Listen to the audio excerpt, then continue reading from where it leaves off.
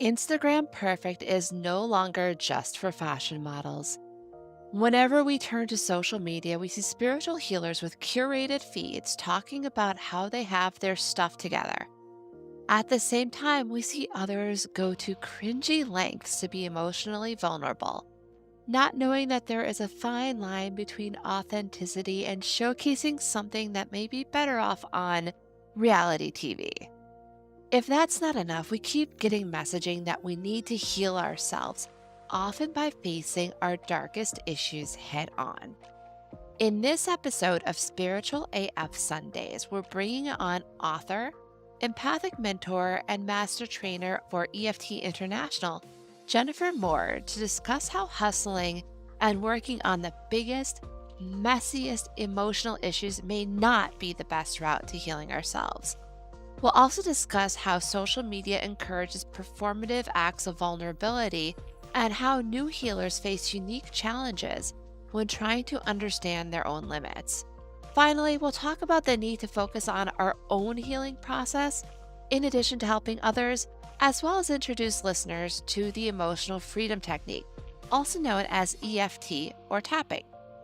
It's time to get your favorite beverage, sit in your favorite chair, and get ready for this episode of Spiritual AF Sundays. Breaking through the hustle, exploring misconceptions of healing in modern culture, with guest Jennifer Elizabeth Moore. You're listening to Spiritual AF Sundays, created and hosted by The Mystic Geek. If you're looking to explore intriguing questions about the meaning of life and our place in the universe, then you're in the right spot. We dive into topics often discussed as sound bites on social media and take a deeper look. Whether it's woo topics like astrology and mysticism, or seemingly mundane matters like technology and politics, we cover it all. We explore our own thoughts and beliefs, talk to experts, and uncover hidden meanings. These fascinating areas of exploration can help us question ourselves and better understand our world. Ready to grow and explore in your spiritual journey? We're glad you can join us. It's time to start your week off by being spiritual AF.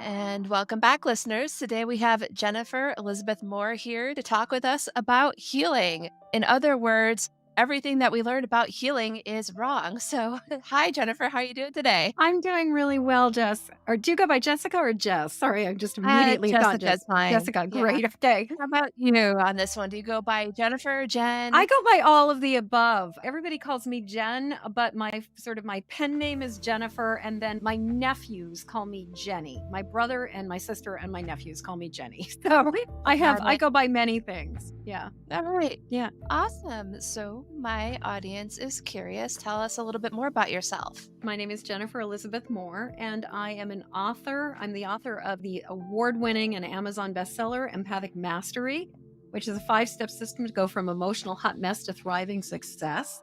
And I am also an EFT master trainer for EFT International. And if you're not familiar with the words EFT, that stands for Emotional Freedom Techniques. And EFT International is actually the only nonprofit organization and certifying body on the entire planet for EFT practitioners. It's a really amazing organization. And so I am very, very honored to be one of the master trainers for EFTI. And I am also a mentor and healer and intuitive guide for highly sensitive empaths. And so that's kind of the medium length version of who I am and what I do. Awesome. All right. Great. Thanks for sharing. So when we talked before we recorded this, we talked about this whole concept of healing and the myth versus reality of that. I want to share a little bit more of your thoughts on that topic. I would love to. So, I've been having this conversation recently with one of my mentees about feeling like we're broken. The core idea that so many of us seem to carry around, and especially like when we go into healing, with this idea that there's something wrong with us that needs to be fixed. And I think that one of the things is when we are always looking at ourselves as the problem, when we're always looking at ourselves as being wrong, being broken, needing to do something, that really does kind of drive that sort of do, hustle culture of healing that you and I were talking about. And the idea that we have a goal, like we're trying to get somewhere with our healing. And what I have personally found so often is that the irony is that acceptance and love is the key to transforming ourselves, not looking at it and being like, that is wrong and it needs to be fixed.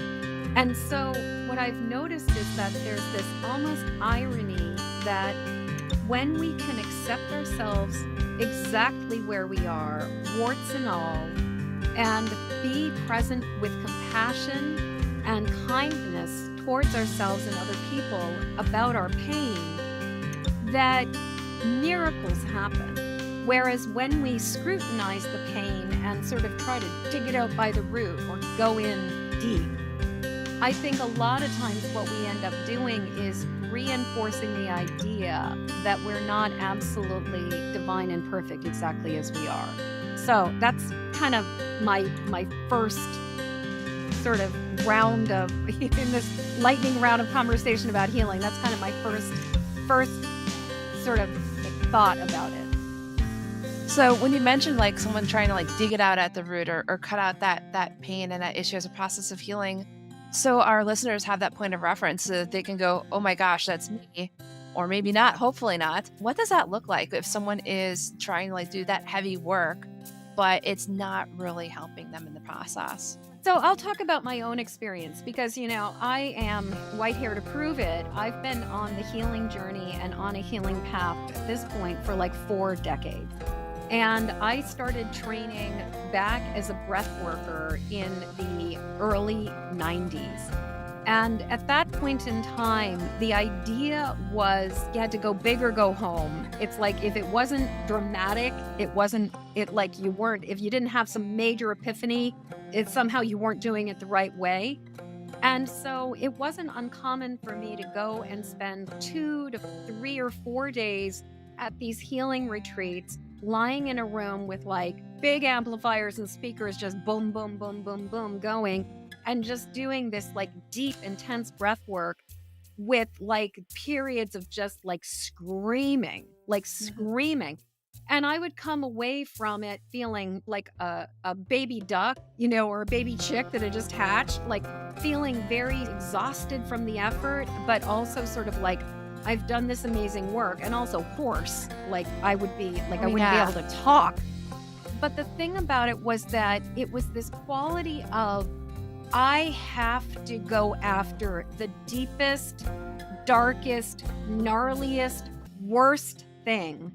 And that's the only way that I'm going to be able to heal myself. And I have to look for the thing. And also this idea that if I'm not ready to do the work, that I have resistance to doing the work, that there's something wrong with me if I'm feeling like, I'm not ready to go into that. That would be like, oh, that's just because you're being a coward, instead of maybe your subconscious or your instincts are telling you this is not the right place to go, that this would cause more harm than good. And so for me, what would often happen would be that I would have these breakthrough moments at these events and these weekends, but then I would come back and within a few days to a few weeks, I would be struggling with the same issues. I would be struggling with the same level of anxiety. I would be struggling with the same sense of, I'm not good enough. I'm not okay. I'm not doing this the right way. I'm broken and I need to be fixed. I need to be better.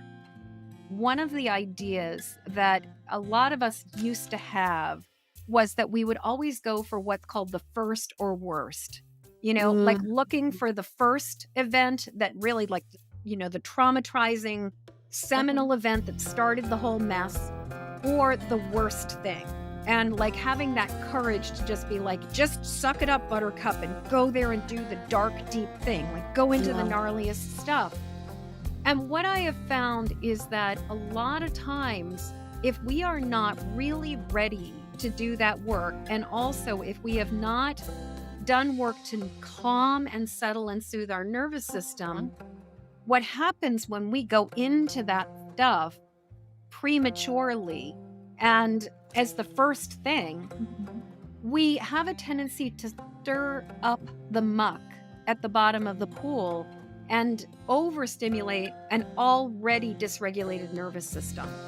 Mhm. And so, what I have found for myself is that the most effective healing is ironically the gentlest, not the let's go for the jugular. And if you're not willing to go after the darkest, gnarliest, worst memory or share the hard story, that somehow that's a sign you just don't have the cojones to do it. Mhm. Yeah. So, does that make sense? Does that? Yeah, that does. I'm being able to show that. So, what would that gentle healing process look like? Part of that gentle healing process looks like the willingness to be willing to be uncomfortable, the willingness to be willing to sit with ourselves and to have mercy, like fierce compassion for ourselves when we are going through a hard time, and to hold that space for the difficult stuff. One of the things about the hustle culture and healing culture, and also just kind of the whole sort of way that the wellness world and especially the new age world has kind of progressed, is that there seems to be this I don't know, I believe a misconception that if you're doing it right, you're happy all the time. Human beings are complex. And we are not like happiness is one emotion, but we also experience grief. We also experience fear. We also experience anger. We also experience doubt. We also experience curiosity. There are so many different emotions that we as human beings experience. And yet we have this tendency, I think, many of us, to make emotions wrong if they are ones that we are not comfortable with or ones that we've never learned to sit with. The very beginning of this is just the willingness to be present with feelings and accept that some days are harder than others. Some days we feel lonely. Some days we feel grief. Some days we feel concern or worry, and that's okay. So I really see for me just that fundamental shift in our philosophy about how we treat ourselves around our feelings is part of the key. And then, obviously, as an emotional freedom technique practitioner and trainer, I really believe very strongly in the power of using EFT, which is also known, the broader term is tapping.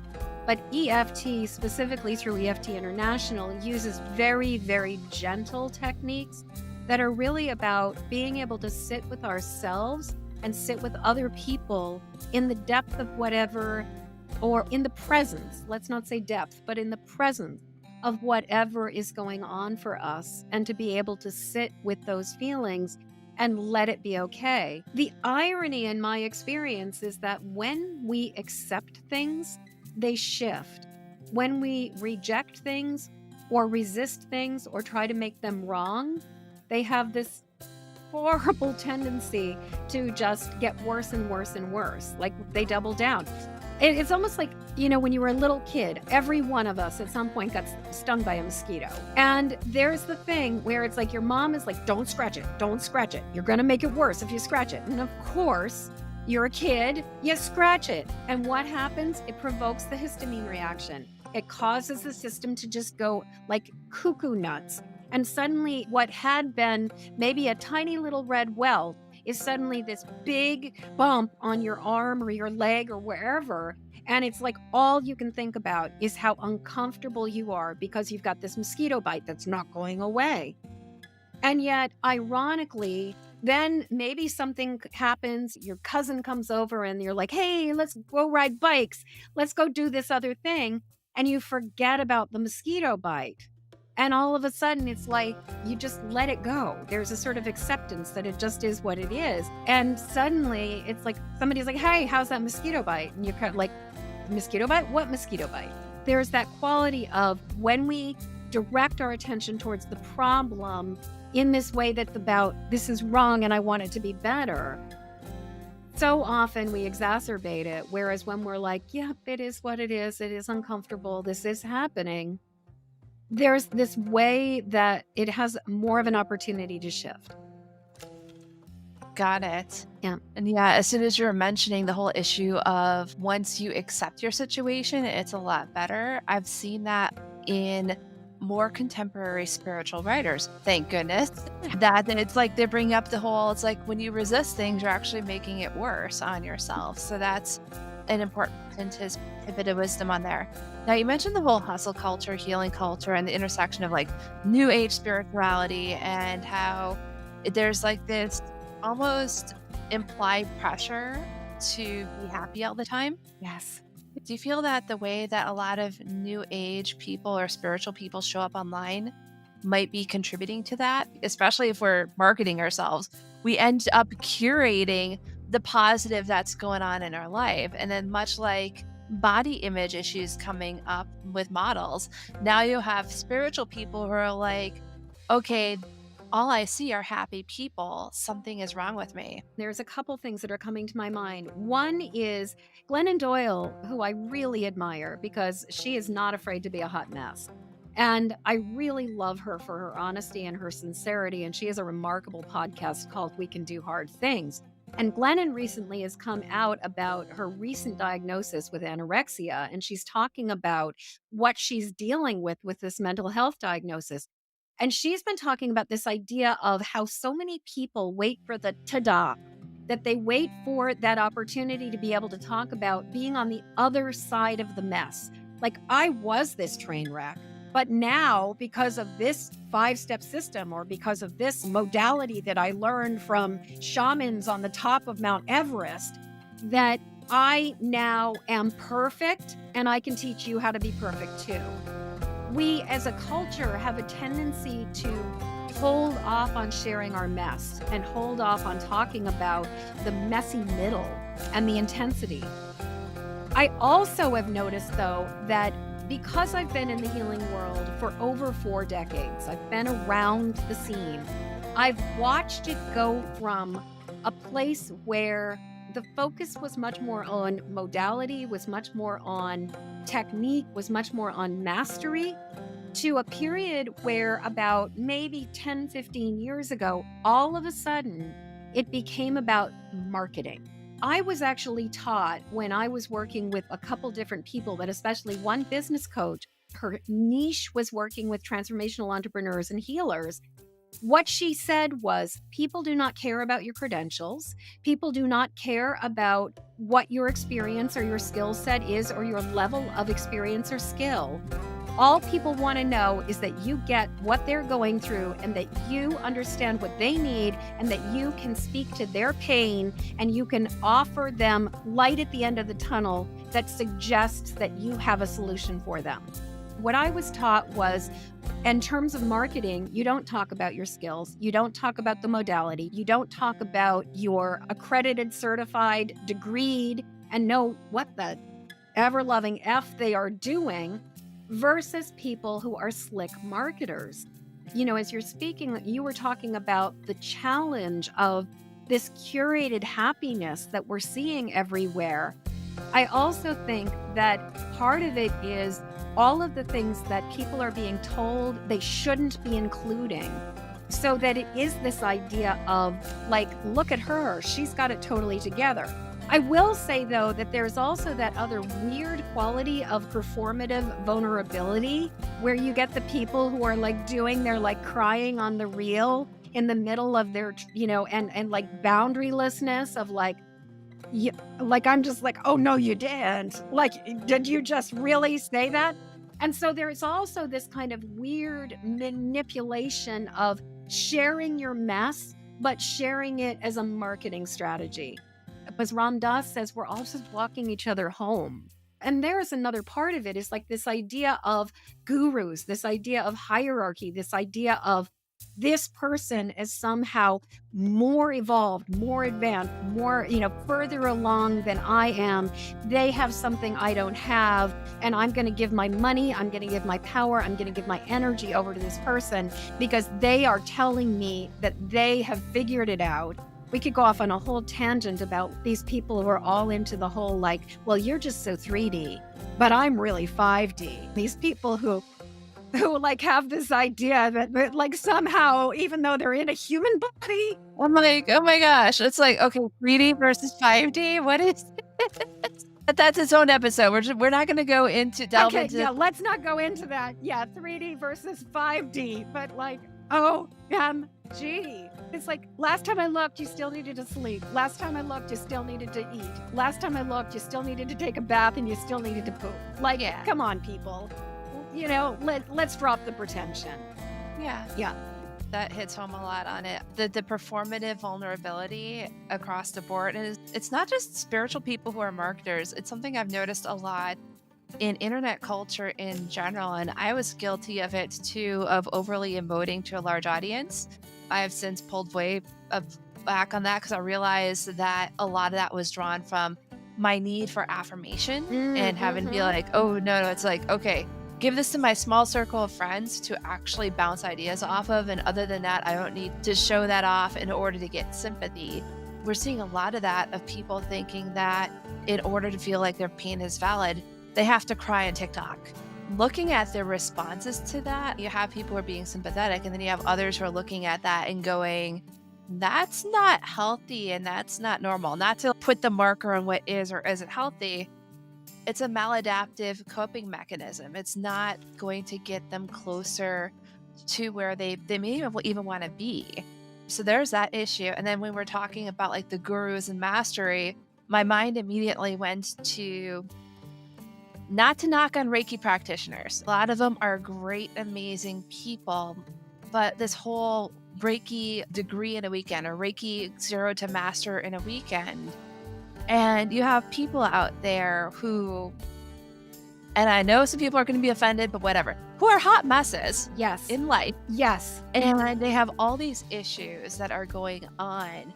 And they come in and they're like, I'm a Reiki master from like of either a weekend or maybe a couple of short things, versus understanding like the concept of Reiki. This is legit a mastery. It's, you have to cultivate that energy within yourself in order to be able to provide it to other people. It's not just simply you kind of being this little human straw, as it were, for energy. You got to take care of your life there. And anyone who is providing that safe space for others, whether it's divination, whether it's tapping, whether it's energy work, or all of those, you got to have your house at least a little bit clean, or be able to admit that you're human. Well, in terms of having your house a little bit clean or your house a little bit in order, being able to recognize what are your skill sets, what are you good at, and what are you not good at.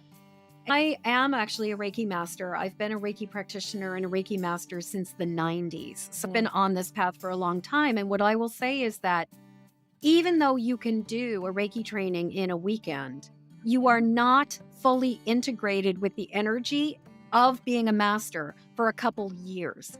And my personal experience was that I received the download, and then it was about what I had to do to integrate and step into, to expand into that consciousness, that awareness. Part of this is that because we have been in a culture where the idea of sharing credentials is no longer considered necessary, I think that there are a number of people who actually honestly believe that if they were a high priestess in a previous life and they can remember being a healer in another life, they don't need to give any credibility or any kind of training or any kind of accountability or supervision or mentoring in this life to become who they are. I remember other lives. I've been on this healing path and this spiritual path for multiple lives. I recall these things. Mileage may vary. You may or may not believe in past lives. This is my reality. But the thing is that just because I wore the high priestess crown in another life, or like Anna nunnery in another life, does not mean I am qualified to claim those credentials in this lifetime. I think a lot of people do not understand the need for education, that there is a certain dumbing down that unfortunately I think we have in our culture that has spread not only just across the mainstream, but even within the healing world, where People are like, well, I channeled this modality and it's just as legitimate. And part of me is like, I hear that you channeled this modality. My personal feeling is anytime somebody is not willing to put themselves through the scrutiny of checks and balances and being in community where they are in dialogue with other people about the work that they are doing, I believe that ego is involved. I am fallible and I am capable of making a mistake because I am human. And as long as I'm in a human body, there's a margin of error.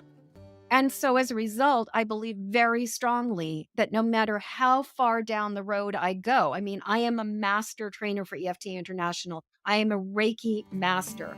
I am a Wiccan high priestess. Like I have the credentials. I will never stop getting mentoring. I will never stop getting supervision because I will always have blind spots where I may be missing something because of my own growing edges. This value of apprenticeship, this value of mentoring, this value of accreditation, this value of needing to jump through hoops in order to really be impeccable with the work that we do has kind of gotten thrown under the bus with this idea of I'm good enough just the way you are. And it's like, yes, we are good enough just the way we are. But if we want to step into arenas where we are helping other people with really deep, intense, traumatic stuff, we need more than a past life memory of the work we've done. I mean, I don't know if you can hear I'm so passionate about this Yeah, I can particular definitely thing. hear it. I know we've gone off Yeah, tangent, but I feel this is a very important tangent yeah, because I think that a lot of what we're seeing, especially when it comes to healers and other spiritual practitioners, is another form of woundedness, another form of injury that we're trying to heal. Like we're simultaneously telling people, okay, you have to accept yourself, come at things where you are, but at the same time, we're so afraid of admitting where we are ourselves right. that we either like downplay the importance of actual expertise or the need for community, as you shared. I am all for peer review when it comes to practitioners or anyone who's out there sharing their knowledge or wisdom on there, even if it's channeled, even if it comes from a source that's personal to them. Others can either confirm it or they can provide other guidance, which may be more helpful as well. It's part of the whole conundrum when it comes to healing is our acceptance of our limitations, as it were. Yes. And, having the humility to recognize where our wheelhouse is, what we are good at, and what we are not good at. One of the things that I've also noticed is that with many of us, when we come onto the healing journey, and especially if we've been struggling, we've been suffering for a long time, and we find a modality or have an experience where we get some relief, so frequently we are so grateful for that we want to share it with the world. It's like, oh my God, I finally have this tool. But what I think often happens is we want to jump the gun. We want to rush ahead and we want to offer these things before we are fully grounded in it, before we are fully prepared. There's a saying, God protects drunks, fools, and children. And, when I was younger, I would say, not necessarily a drunk, but I was definitely a fool and a child. I look at some of the things that I did as a young healer, and I look at some of the ways where I was just like, oh, yeah, you have this history of abuse and trauma and this thing that happened to you. Let's just go in and deal with it. And I look at some of the things and some of the ways that I approached things, and I was so naive and I was so innocent that, I'm just beyond grateful that I did not cause more harm or do more damage to some of the people that first entrusted me with their journey.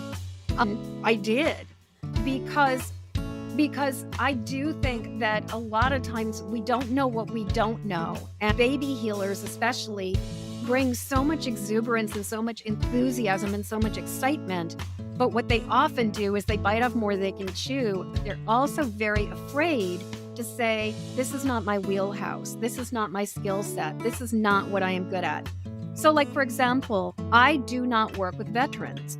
I am not part of military culture. I have never been part of military culture.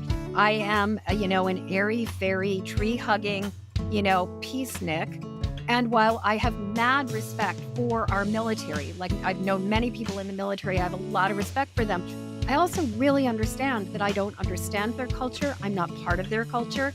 And while in a pinch, maybe if there was a situation where I was the only person there, I'd be more than willing to see if I could help somebody get some temporary relief to regulate their nervous system. I am very clear that this is not my job. There are people who are more equipped, who are better suited to the work, which also brings me to another part of it, which is that I think sometimes there's a little bit of ego in this idea that we're the only one who's ever going to be able to meet this person's need.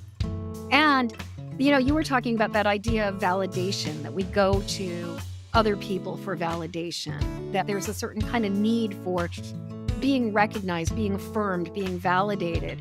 And I think that as healers, sometimes the need to be needed is part of that wound inside of us that feels like this is what makes me worthy in the world. And we will attract clients who are going to say things like, oh my God, you're the only person who I could ever have do this with me. You're the only person I trust. I don't know what I would do without you. And the truth is, they would figure it out. Like, I could die tomorrow, and I would have a lot of people who would be very, very sad to lose their teacher and lose their mentor and their healer, but they would survive. Like, they would keep going. I think we get into this sense of we buy into our own sense of urgency, and we buy into the other person's sense of urgency. That's a big thing. It's like recognizing the paradox of we are both great, and then at the grand scheme of things, we are also very small. Both are true simultaneously. And it's hard to reconcile that within us. So it's like, am I one or am I other? I'm like, you're both. You're both. It just simply is the way the world is. So we've talked about humility. We've talked about, or ego. We've talked about that needs to be needed. What other obstacles do people put in their own way when it comes to healing, whether a practitioner or someone who may not even be a practitioner? So the immediate word that comes to my mind is agenda. One of the things that I work really hard with my EFT students to help them to break free of is an agenda. The idea that this is the way it should look at the end of the session. This is what we're going for. And I think that a lot of times when we have expectations about what the healing is going to look like, what the result is going to look like, either as the practitioner or as the client, or when we're doing self-healing work, a lot of times what that means is that we're blocking the flow and the process, because when something comes up that doesn't look like what we think it should look like, we ignore it when it is actually the solution, when it is actually the glue, when it's actually the piece. And so letting go of the agenda, in the broader world of tapping, there's a very, very wide spectrum of people who call themselves tapping professionals or EFT practitioners.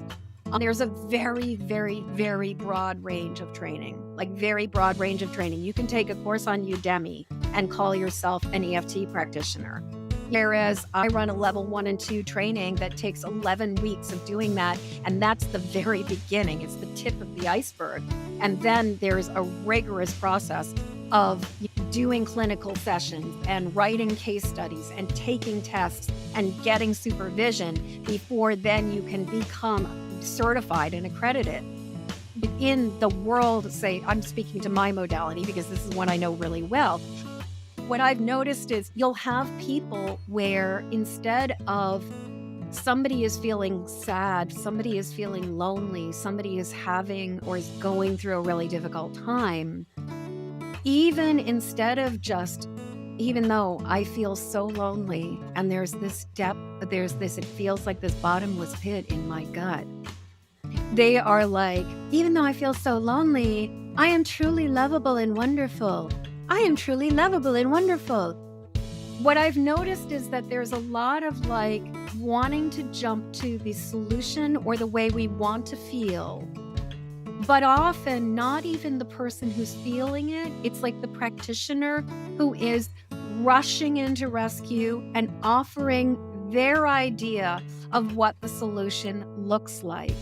And so one of the things that I always find interesting is when I'm talking with somebody, if they say, "Oh, so and so said these things to me. So and so said to me that like my issue is in my root chakra and I don't feel safe. So she gave me, so we did this thing to fix it, and she, and we implanted this affirmation."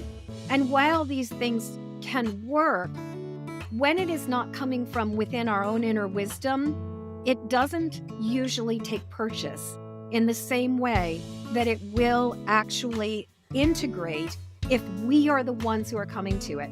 There's a thing within EFT that talks about the concept of cognitive shift versus reframe. A cognitive shift is when somebody is like, say somebody went through a horrendous experience at the age of 5, and they had parents who blamed them for everything. And, we use energy healing, we do some tapping on it, and all of a sudden they realize, oh my God, I was 5 years old. I was completely innocent. I didn't know any better. It wasn't my fault. I didn't cause this. Those were the adults who were behaving like absolute idiots. Those were the adults who were being mean and abusive. It's not my fault. There's a really big difference between that person finding that answer and the practitioner going, even though I was only 5, it's not my fault. Like the person has not had that cognitive shift internally. It does not matter how many times the practitioner says, you are not broken. You are perfect exactly as you are. It's not your fault. You were naive. You were innocent. You are perfect exactly as you are. That's not going to land because they have not gotten there themselves. A lot of times, agenda, the idea of I know what's better for you than you do, all I can do is sit with you and be present with you and be present with myself in the places where it's still messy, it's still challenging. And instead of being like, well, I know what's better for me, maybe we just sit with it and find out like, okay, what happens if we just sit here? What happens if we just acknowledge it? What happens if we just examine it for a minute? What happens if we just give it room to breathe? Excellent points there.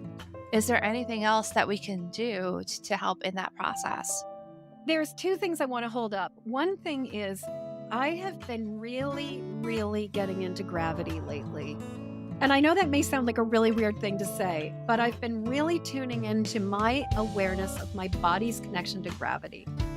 And the fact that no matter where I am, no matter what I'm doing while I'm on the earth, unless I was in like a gravityless chamber, which I've never been in and I probably never will be in, I am always feeling the impact or the effect of how gravity holds me to the earth. And there is something about knowing that I am held here, that the earth rises up to meet me, that is holding me and supporting me, that allows me, when I really tune into it, that allows me to give my weight, to give my burdens, and to let myself be held. That is one of the very first places where I've been going, is just allowing myself to not just be held, but to feel held, because I am always held. You are always held. Every one of us on this planet is always held by the earth, but we don't feel it because we are so disconnected from the earth. So for me, that is actually one of the very first steps, is grounding, is reconnecting to the fundamental truth that we are cells in the body of this earth, that we are part of this earth, are of this earth, that we are held by this earth, we are on this earth, and that this is our home, and that it supports us. It literally rises up to meet us and support us. So that's the first piece of it. And then the second piece of it is just simply acknowledging where we're at. I really love putting my hands over my heart and just doing 3 breaths, breathing in calmness, breathing in love and compassion, And then breathing out the static, breathing out the worry, breathing out the stress, and just giving myself permission to just be and allowing again my nervous system to settle down. But something I learned a while ago is that sometimes even breath is more than we can handle. If we are really dysregulated, if we are really spinning out, that sometimes the first thing that, just getting back online, just getting back on the body. So what I really like to do is like do a sensory inventory. And sound and smell are like two of the most primitive, primeval, instinctive, like lizard brain parts of us. So what I will usually do is I will just start with tuning into, what am I smelling? If I breathe in, what do I smell? What can I sense in my environment? And then what am I hearing? What am I hearing right here? What am I hearing a little bit past me?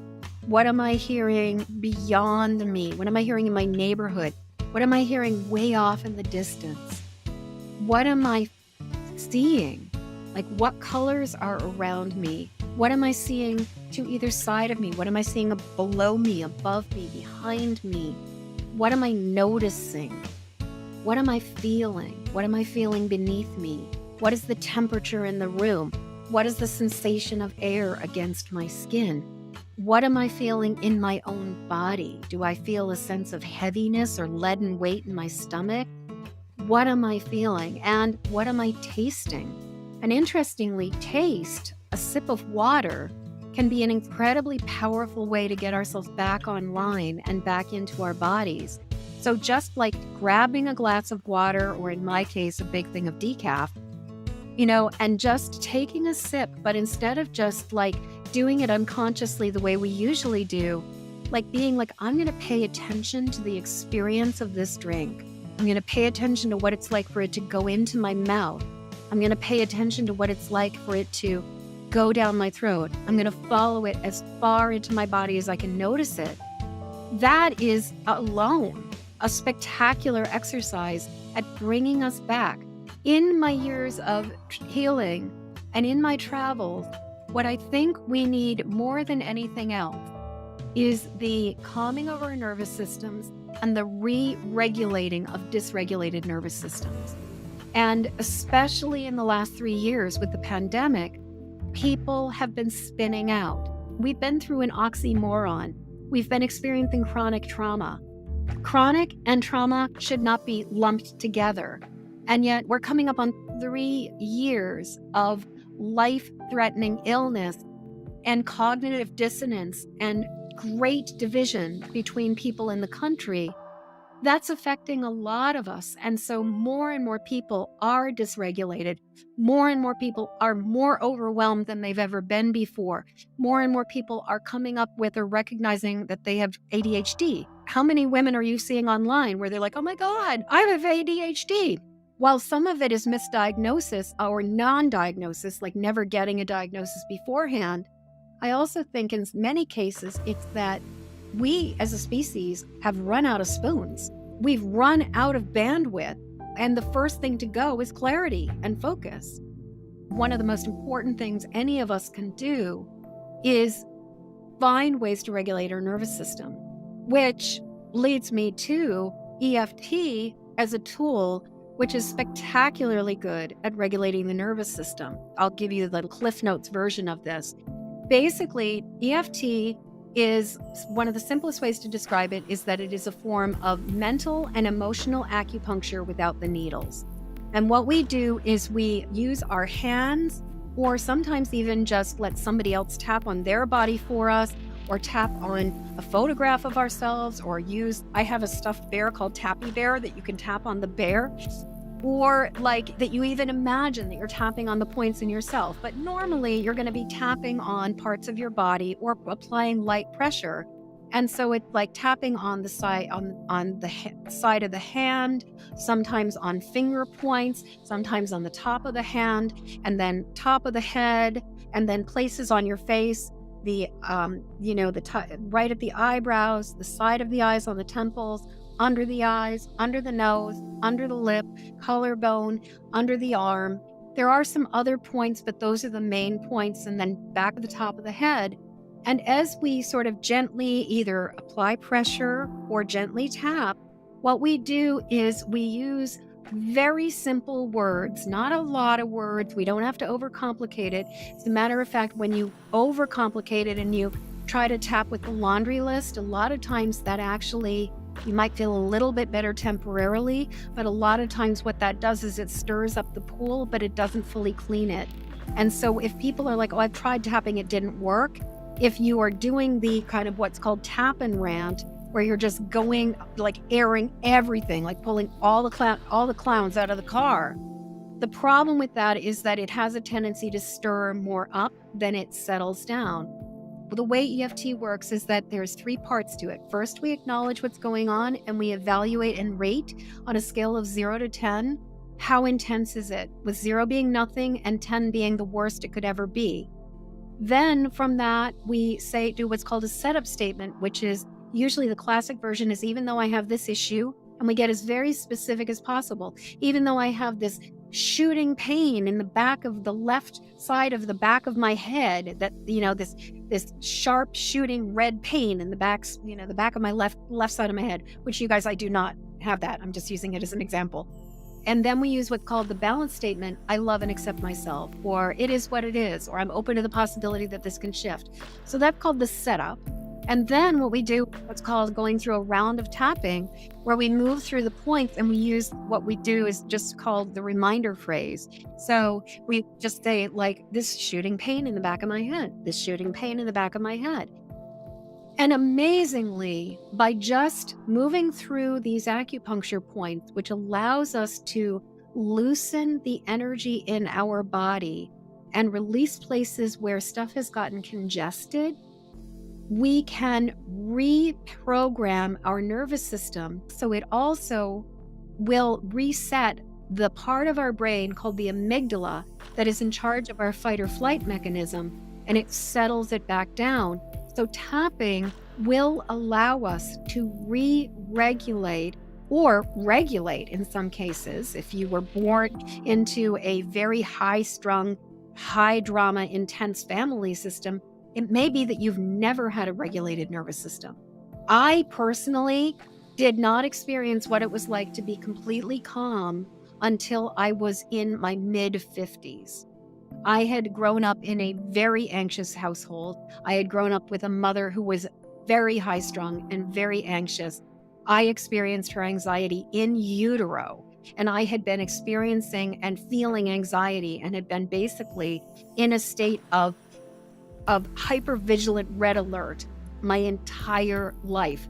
I could get moments of relief, but I could never, ever reset. And it wasn't until I was in my mid-50s when I experienced what it is like to truly have a regulated nervous system. That's about as short as I can get it.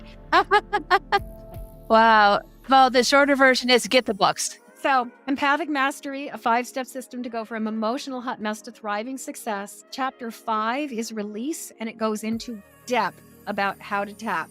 Also, if you want to learn a lot more about tapping, you can go over to my website, EFT Instruction, which is specifically my master trainer website, where it will take you to places where you can learn about tapping, as well as learn about trainings with me. If you're like, oh my God, this is the next best thing since sliced bread, I want to learn how to do this.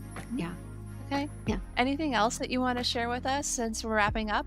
I just really, really want to say that no matter where you are, no matter where any of us are on the journey right now, it's okay. And I will tell you, because I've been around the healing world for a while, some of these people who look like they got their shit together, if you knew the stories that are going on in the back end of this, you would know that they don't have their shit together. That there are a lot of people who are still absolute hot messes. And despite the fact that they might be running multi-million-dollar companies and that they might be curating their appearance as having their shit together, does not mean that they necessarily do. Wherever you are in the journey, is exactly where you are supposed to be, and that you are perfect exactly as you are. You are worthy of love exactly as you are. Your body is a miracle exactly as it is, regardless of whether you need to gain 10 pounds or lose 100 pounds. You are a miracle and you are worthy of taking up space. You are worthy of pleasure. You are worthy of compassion. You are worthy of connection. For those of us who are highly sensitive empathic, don't judge your rainbow by colorblind standards. Don't let somebody who is denying their own feelings, pushing things down, or is not doing the work tell you that you're being crazy or that you're being too sensitive or that you're overreacting or that you haven't figured it out. It's like they probably haven't either.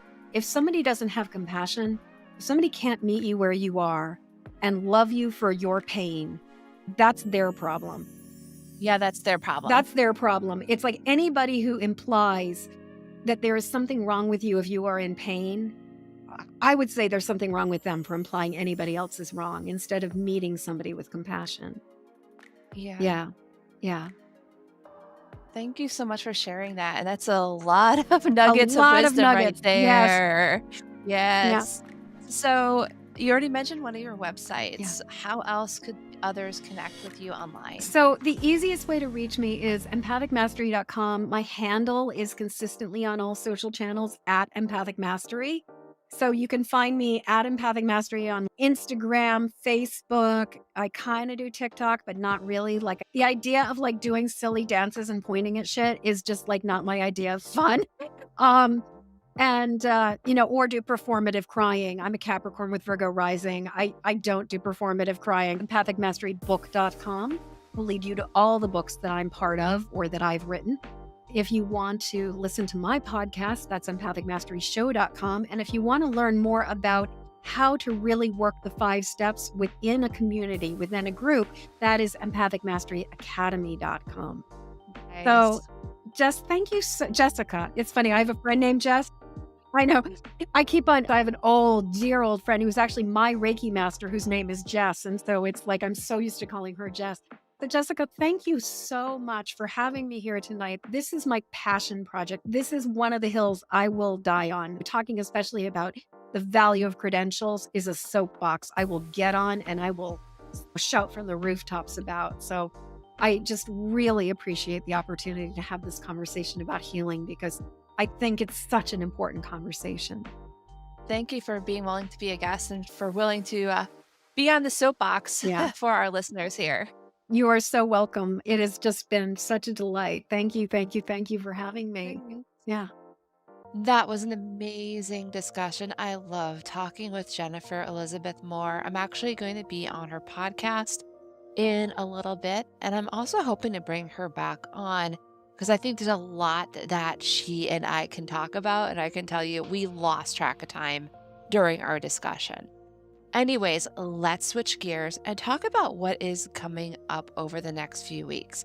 If you're listening to this shortly after release, we are actually less than 1 week away from PaganaCon, which is a big event that happens in Plymouth, Minnesota at this time of the year, right around the spring equinox time. So it's going to be the 17th, 18th, and 19th. And actually on the 19th, I'm going to be releasing my episode on Ostara and Mabon.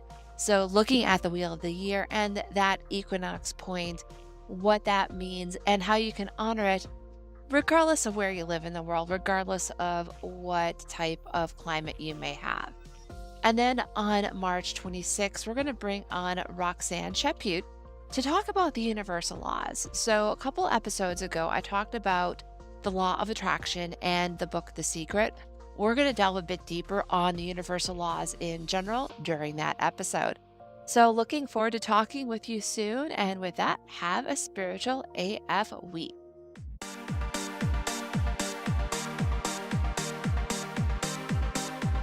Thank you for joining us for Spiritual AF Sundays. This show is hosted by the Mystic Geek, that's me. Got comments or questions from today's episode? You can either email me at jess@themysticgeek.com or send me a voice message at speakpipe.com/themysticgeek. Don't worry, I'll put the link in the show notes. Help others start off their week with a spiritual AF Sunday by sharing this episode with them. Also, 5-star reviews on Apple Podcasts help spiritual seekers find our show. So do the thing.